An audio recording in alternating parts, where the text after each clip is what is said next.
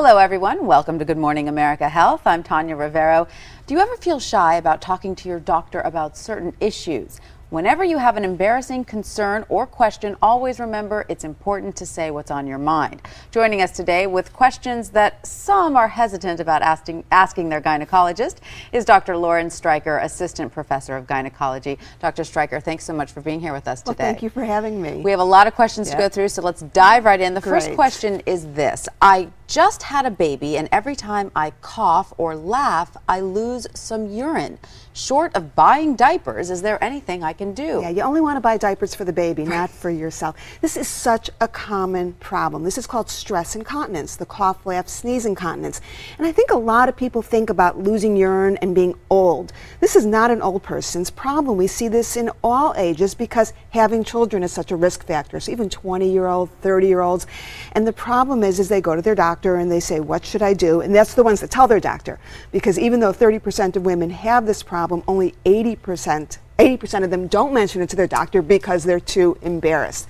But the ones that do get the nerve to mention it to their doctor, they're told to do Kegels. Well, guess what? You can Kegel until the cows come home and you're still going to be laughing with your legs crossed because in most cases it really doesn't help. And Kegels, for those that don't know, are squeeze those muscles. Exercises. And if you do them right, actually, they do help a little bit. Quite frankly, most people don't even do them right. But there is something that will help, and a lot of women don't know about it. And this is a very minor procedure. It's an outpatient procedure. It takes about 20 minutes.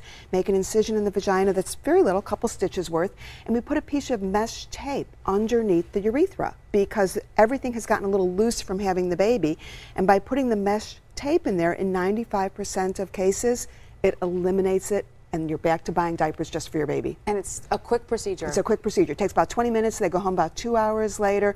And I have to say, of all the surgery I do, this is the one I get the hugs, kisses, and flowers for. I believe it. Is it generally covered by insurance? It generally is. Oh, fantastic. And it's really a lifesaver for you. They can exercise. Yeah. I mean, some women, they're even losing urine, not only cough, laugh, sneeze, but when they have sex, when they go for a brisk walk. It's really a huge, huge thing. All right, Dr. Stryker, our next question is another rather intimate question.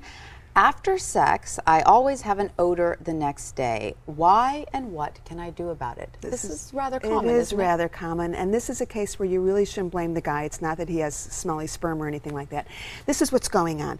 The normal pH in the vagina is 3.5 to 4.5. That's the pH that's going to keep the good bacteria, the lactobacilli, in balance so that there is no odor, discharge, irritation. But there are a number of triggers that can increase the pH.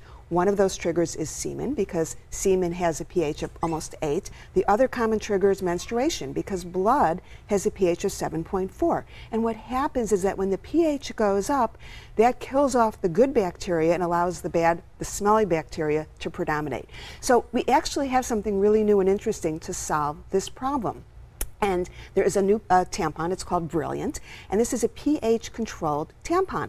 And this is a tampon that has been FDA approved to keep the balance in the vagina so that the pH stays at 3.5 to 4.5. So women that get that odor after their period, it eliminates it. And for women who have the odor after sex, there's another product that balances pH called Refresh, and Refresh keeps the pH low. So for women that have this problem, there's now something they can do. And you know, we always talk about go to your gynecologist with these problems, and I have to say this is one case that because these products are so new, your gynecologist may not be familiar with them. And you shot a commercial for the Refresh tampon. I did, for Refresh Brilliant tampon, yeah. Now, are there other things that a woman can do? What about dietary changes? Can that have an effect on your pH balance? It really doesn't, other than that there's a probiotic as well that's called Pro B that can also balance the lactobacilli. And this is an oral product, a capsule that you take once a day. And there's actually a study that just came out in a journal this week, The Female Patient, talking about how not only does it keep things in balance, but can actually prevent infections such as bacterial vaginosis. So I think we're really understanding that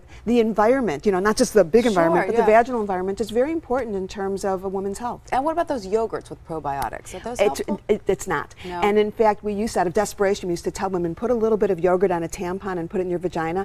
And it can help a little bit, but not nearly as much as Refresh, not nearly as much as the Brilliant tampon, not nearly as much as Pro B. Okay. So we have some new things that are much better. All right, doctor. Thank you. Thank you so much. I have one last question. Yes. We're going to try to get in really quickly because we're running out of time.